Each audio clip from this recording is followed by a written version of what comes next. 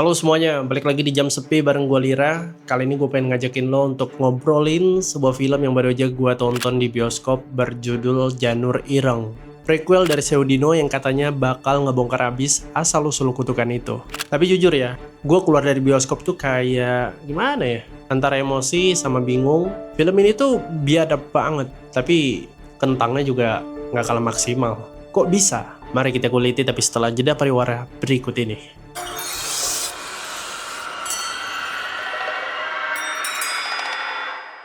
Pertama gue pengen ngajakin lo untuk ngomongin kasarnya dulu.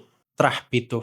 Di sini mereka diperkenalkan sebagai penguasa tanah dari ujung barat sampai ke ujung timur Pulau Jawa. Tapi ya udah, cuma kulitnya doang. Eksistensi mereka dalam adu santet itu menurut gue terlalu dangkal. Dan yang paling bikin gregetan buat gue adalah karakter kuncinya.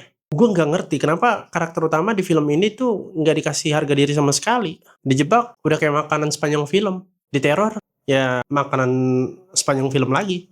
Bahkan karakter utama kalau untuk marah itu juga harus diarahin oleh salah satu dari terapi itu.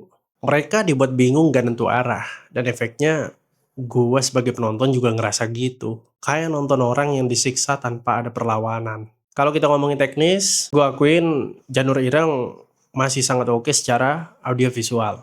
Wahana terornya biadabnya nyampe banget. Apalagi kalau kita ngomongin sisi gelap manusia demi harta. Tapi itu tadi, kayak lo lagi makan sambal tapi nggak ada nikmat-nikmatnya. Cuma pedes doang tapi nggak bikin nagih.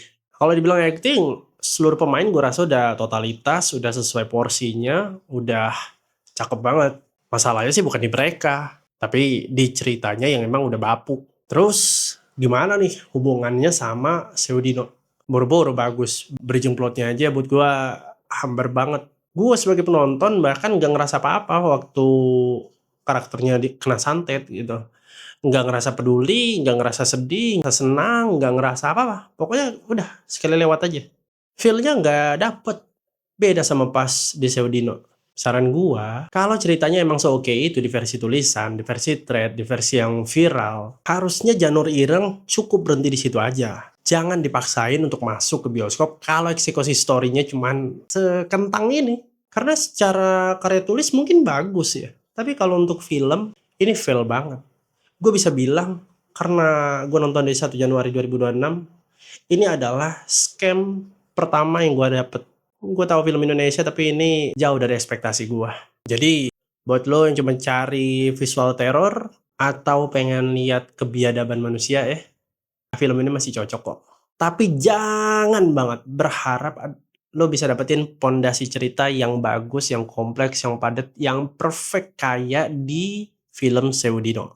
Kalau disimpulin, Janur Ireng gagal sebagai prequel, gagal sebagai film sendiri. Kasian Seudinonya, udah bagus. Muncul Janur Ireng bikin yang tadinya serem banget tuh santet Seudino jadi turun level santetnya. Janur Irengnya juga nggak tahu kita, tiba-tiba kejadian aja gitu.